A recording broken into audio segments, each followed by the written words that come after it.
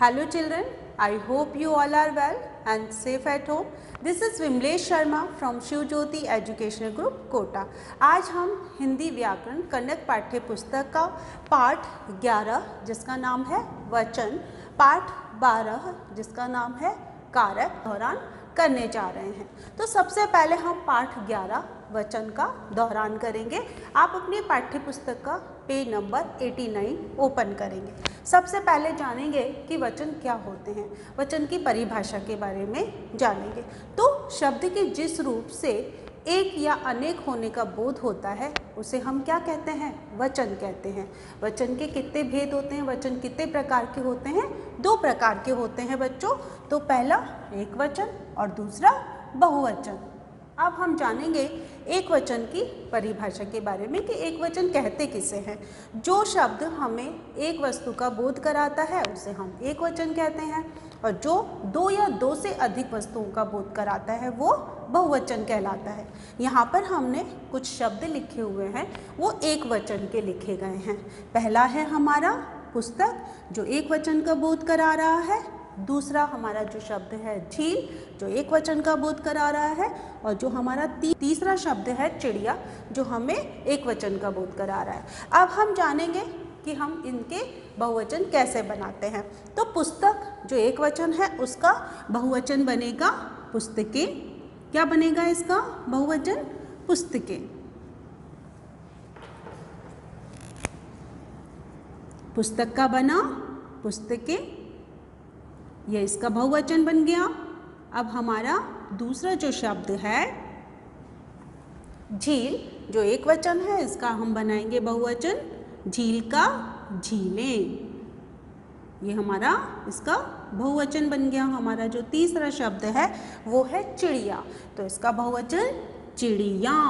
इसमें चंद्र बिंदी हम यहाँ पर लगाकर इसका बहुवचन बनाएंगे चिड़िया। तो बच्चों हमने इन कुछ शब्दों का एक वचन से बहुवचन बनाया है। अब एक वचन कहाँ पर प्रयोग किए जाते हैं और बहुवचन कहाँ पर प्रयोग किए जाते हैं इसके बारे में जान लेते हैं। जब धातु का जब हम प्रयोग करते हैं, धातु शब्दों का जब हम प्रयोग करते हैं, समूह का जब हम प्रयोग करते हैं, तो वहाँ पर हम क्या करते हैं, एक वचन का प्रयोग करते हैं। बहुवचन का प्रयोग हम सम्मान, जब हम बड़ों का सम्मान करते हैं, आदर करते हैं, उस भाव में हम बहुवचन का प्रयोग करते हैं। और जहाँ पर आंसू, हस्ताक्षर, बाल शब्द आते हैं वहाँ पर हम बहुवचन का प्रयोग करते हैं।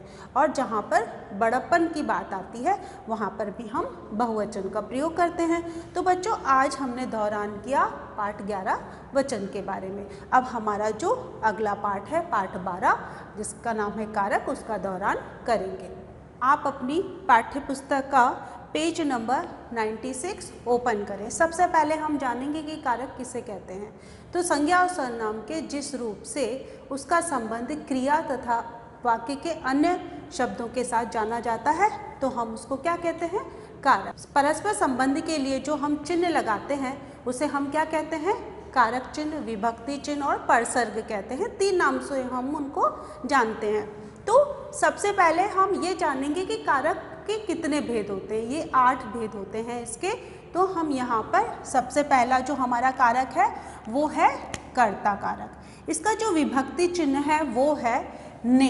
इसका विभक्ति चिन्ह क्या है, ने। इससे जो वाक्य बना जैसे कृष्ण ने बांसुरी बजाई, तो यहाँ पर कर्ता कौन होता है, जो कार्य कर रहा होता है वो कर्ता होता है। तो यहाँ पर कर्ता कौन है, कृष्ण, उसका विभक्ति चिन्ह है ने। अगर हम इस वाक्य में ने नहीं लगाते तो हमारा वाक्य पूरा नहीं होता। तो कर्ता कार्य करने वाला होता है, उसका विभक्ति चिन्ह होता है ने। हमारा जो दूसरा कारक है वो है कर्म कारक। इसका जो विभक्ति चिन्ह है वो है को। इसको हम जान लेते हैं किससे, वाक्य के द्वारा। भारत ने विरोधी टीम को हरा दिया। तो को हमारा विभक्ति चिन्ह है और हमारा जो कौन सा कारक है, कर्म। भारत ने विरोधी टीम को हरा दिया। तो यहाँ पर को जो है कर्म कारक का विभक्ति चिन्ह है। हमारा जो तीसरा वाक्य है वो है करण कारक। करण कारक के जो विभक्ति चिन्ह है वो है से और के द्वारा। इसका अर्थ होता है जब हम करण कारक, जब हम कोई कार्य किया जाता है तो किसके द्वारा किया जा रहा है, किसकी सहायता से किया जा रहा है और किससे किया जा रहा है। तो हमारा यहाँ पर वाक्य है कि बच्चे खिलौनों से खेल रहे हैं। बच्चे खेल तो रहे हैं लेकिन किससे खेल रहे हैं, खिलौनों की सहायता से।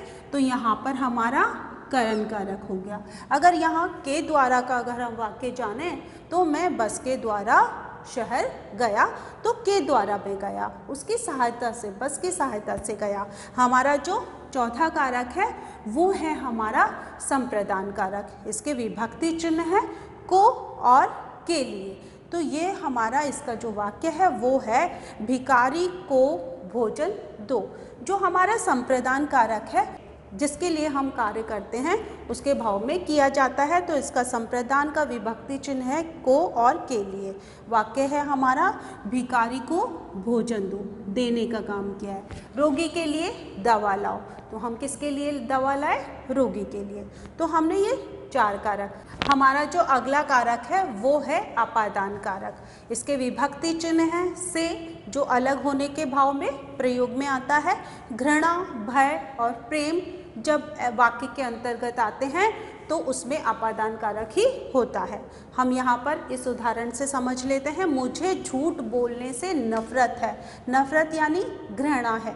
तो यहाँ पर जो से विभक्ति चिन्ह आ रहा है वो कौन सा कारक है, हमारा अपादान कारक। अगर से अलग होने के भाव में, जैसे पेड़ से पत्ता गिरता है, पेड़ से पत्ता अलग हो गया है, तो उसमें भी से जो है वो प्रयोग में आ रहा है। वो कौन सा कारक है, अपादान कारक। हमारा जो अगला कारक है वो है संबंध कारक। इसके विभक्ति चिन्ह है का, के, की, रा, रे, री और ना, ने, नी भी इसके विभक्ति चिन्ह होते हैं। अब यहाँ पर हम इसको उदाहरण के द्वारा समझ लेते हैं। अनूप की कार का रंग काला है। जो कार का संबंध बताया है वो काले रंग से बताया है। तो यहाँ पर जो का हमारा विभक्ति चिन्ह आया है वो है कौन सा कारक है, वो संबंध बता रहा है, संबंध कारक है। हमारा जो अगला कारक है वो है अधिकरण कारक। इसके जो विभक्ति चिन्ह है वो है में और पर। तो इसको हम उदाहरण के द्वारा जान लेंगे। शेर पिंजरे में बंद है। तो यहाँ पर शेर कहाँ बंद है, पिंजरे में। तो हमारा जो विभक्ति चिन्ह आ रहा है वो है में। तो कौन सा कारक हुआ, अधिकरण कारक। छत पर बच्चे खेल रहे हैं। कहाँ खेल रहे हैं, छत पर। तो हमारा पर विभक्ति चिन्ह आता है, तो वो कौन सा कारक होगा, अधिकरण कारक। हमारा जो अगला और अंतिम कारक है वो है संबोधन कारक। इसमें हम किसी को पुकारते हैं, किसके द्वारा, इसके विभक्ति चिन्ह है हे, ओ और अरे। इसके जो हमारे वाक्य हैं वो है हे भगवान मेरी रक्षा करो। तो यहाँ पर हमारा जो विभक्ति चिन्ह है हे, और हमने पुकारा भगवान को। जब भी हम इस कारक को लिखते हैं, जब इसका वाक्य में प्रयोग होता है, तो हम इस कारक में हम विस्मय आदि बोधक चिन्ह जरूर लगाते हैं। तो हमें जो कारक विभक्ति है उसके बाद हमें विस्मय आदि बोधक चिन्ह जरूर लगाना होता है। तो बच्चों, हमने जाना कारक के बारे में। मुझे आशा है कि आपको बहुत अच्छे से समझ में आ गया होगा। आप भी अपनी तरफ से और दोहरान जरूर करें। धन्यवाद।